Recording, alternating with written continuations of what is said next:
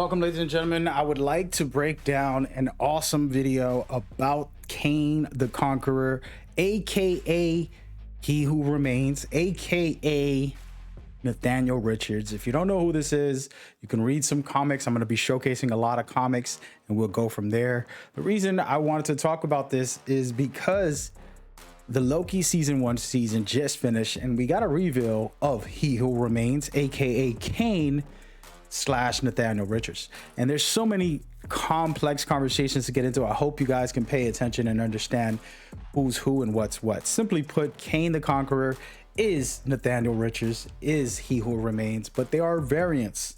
There's so many different variants, talking about maybe by the millions, because all of the multiverse aspects, just like there's many different Avengers, different versions of them. So when I talk about them, I want to talk about them in a general sense, but I want to present something very important and special. This is my idea of what can be a special movie for Marvel, an emotional, very impactful, inspiring movie, but very difficult and complex to tell the story of Kang the Conqueror before he became this, before all of it, back when he was Nathaniel Richards.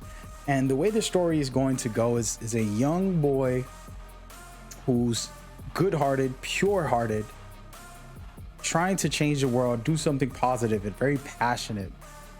He ends up falling in love, and as he goes to try to fix the world, time travel becomes the way he thinks he can change things.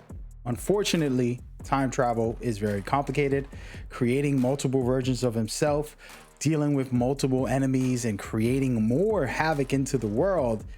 He has also had to take that pure heart and peaceful way and change it to be able to fight back against the evils of the world and even the evil versions of himself. It gets to the point where he realizes there's nothing I can do. I've tried everything. And that's when he starts to become this dark person who does become the conqueror. Now, this is the simplified version. Of course, there's going to be elements of him traveling and meeting Tony Stark and trying to learn from him and getting his information and his technology. And there's going to be a lot of cool relationship building throughout the universe that I think can work very well.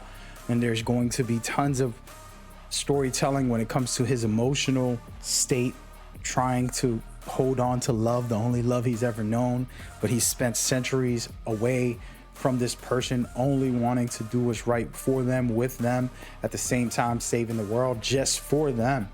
And there's so many elements there to get into that I don't want to take up the time of the video to break all that down, but I think that is the story that should be told. A love story about a man who discovered time travel, as far as different elements, creating new universes, different versions of himself, and so much trouble coming because of that, and him just spiraling down and never getting the chance to grow up, having to fight all of these wars, never being a kid, never being an adult, and just being a soldier, surviving it all at the same time, trying to fight for his love and his family and his passion.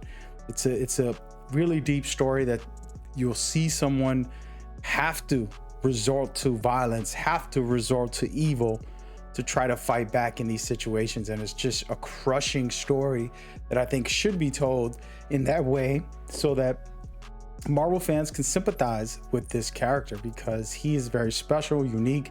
He has a lot of backstory with these comics that you're watching right now, and I think it could be very interesting. We've seen the Loki series literally this week. It finished, and I thought it was incredible. The way they ended it with He Who Remains. Spoiler alert on that. He Who Remains is Kang, and there's a reveal there that he has played out everything and knows how everything is going to go.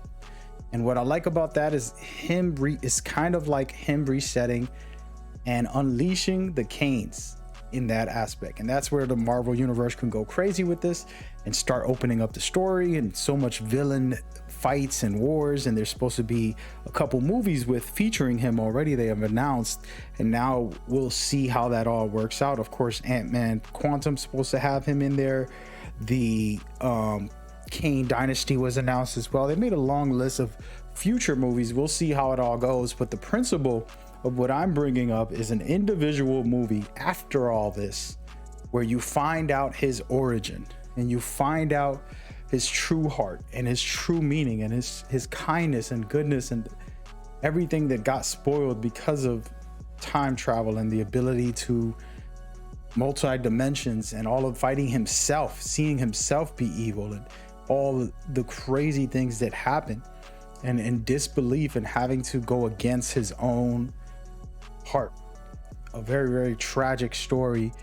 And of course, it's going to all come back to something where he tries to reset everything so that he doesn't exist and so that everything goes good for the world, because he believes he's the cause after he figures all that out. And he becomes the hero and sacrifices himself to save the world. But it's not done in a traditional I'm the good guy way. He had to be as evil as possible in order to bring peace.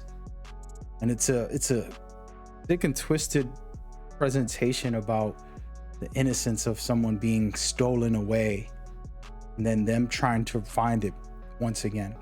I think that can be a very awesome experience for Marvel fans who are used to comedic installments on a lot of the series and not enough emotionally impactful movies.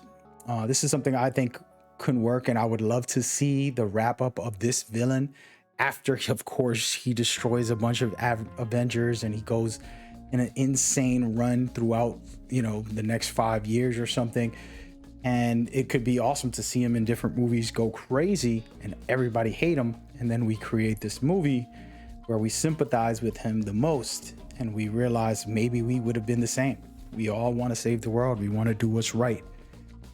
But if you were put in that time travel with all variants of yourself and all these other villains and heroes coming at you, I think it would be an interesting dynamic. So that's my thoughts, and I would like to hear what others are feeling, expecting, hoping for.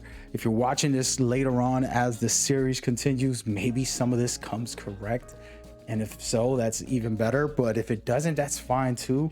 I think he's already compelling. The fact that he has multiple versions, the fact that there's time travel, the fact that there's so many elements to his storyline that we can see.